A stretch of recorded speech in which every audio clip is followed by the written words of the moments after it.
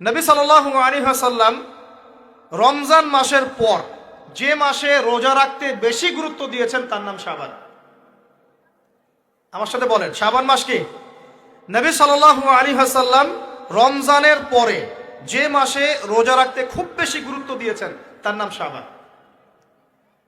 আয়েশা রাদিয়াল্লাহু আনহা তিনি বলতেন যে শাবান মাস আসলে নবী সাল্লাল্লাহু আলাইহি ওয়াসাল্লাম এত বেশি বেশি রোজা রাখতেন যে মনে হতো তিনি রোজা ছাড়বেনই না, সারা মাস রেখে ফেলবেন মনে।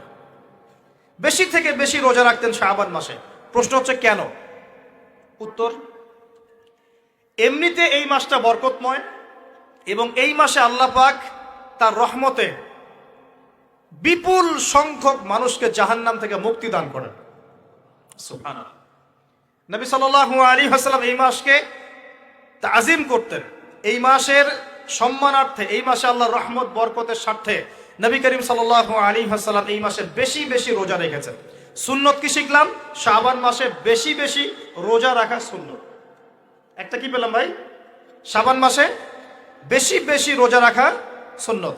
আপনি যদি মুকিম হন, শরীর সুস্থ থাকে, মুসাফির না, আপনার সুস্থতা আছে, সব ঠিক আছে, আপনি চেষ্টা করবেন এই মাসে